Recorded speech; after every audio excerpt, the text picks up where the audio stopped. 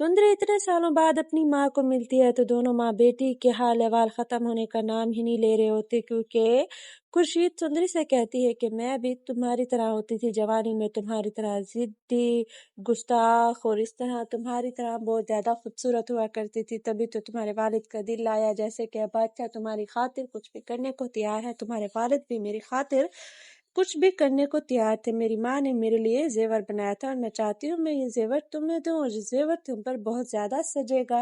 और उसकी बात वाकई सच होती है। सुंदरी पर ये टीका इतना ज्यादा खूबसूरत लग रहा होता है, खुद उसका अपना मुंह खुला रह जाता है कि खुर्शीद अपनी बेटी पर सजा जेवर देखकर बहुत ज्यादा खुश होती है और उसके साथ बातें कर रही होती है कि किस कदर उसके वालिदैन ने इतनी ज्यादा प्यार मोहब्बत से इतने ज्यादा उसके नाज नखरे उठाए। उसकी माँ कहती है कि वो भी सुंदरी की तरह अपनी माँ की लाडली हुआ करती थी, जिस तरह सुंदरी को उसके वालिद ने इतनी ज्यादा प्यार मोहब्बत से पलाया और उसके साथ ही उसके नाज नखरे उठाए, यहाँ तक कि हमेशा ही उसे बहुत ज्यादा मान और चाव से रखा है। वो चाहती थी कि हमेशा उसकी औलाद उसके पास आए ताकि वो अपनी प्यार और मोहब्बत की छाँव में अपनी औलाद को परवान चढ़ाए।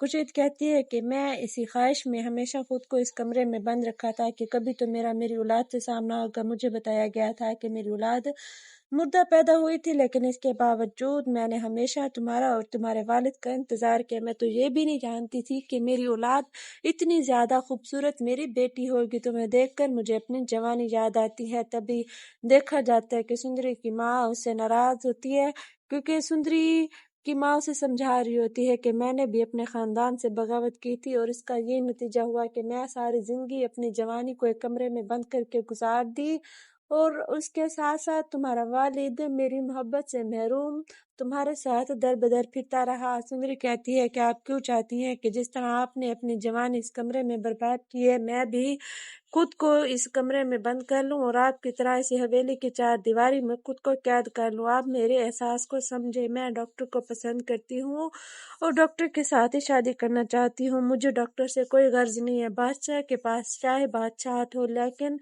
जितना मेरा दिल गुलाम के लिए धड़कता है बादशाह के लिए कभी भी नहीं धड़कता। उसकी माँ कहती है कि मैं जानती हूँ बादशाह हमेशा ही मेरे पास पला बड़ा है, वो बहुत ही अच्छे दिल का मालिक है और मैं चाहती हूँ तुम उसकी दुल्हन बनो। लेकिन यहाँ पर सुंदरी अपनी माँ की एक भी नहीं सुन रही होती और दूसरी तरफ गुलाम पूरी कोशिश कर रहा होता है कि किसी न किसी तरह उसका सुंदरी से राब्ता हो जाए। आपको क्या लगता है कि आने वाली एपिसोड में खुर्शीद और गुलाम आपस में प्लानिंग करके सुंदरी और गुलाम का निकाह कर लेंगे या नहीं? आपको इस बारे में क्या लगता है? कमेंट्स में अपनी कीमती राय का इज़हार लाजमी कीजिएगा और इसके साथ ही ये लाजमी बताएं कि आप चाहते हैं कि सुंदरी की शादी गुलाम से हो या फिर बादशाह से।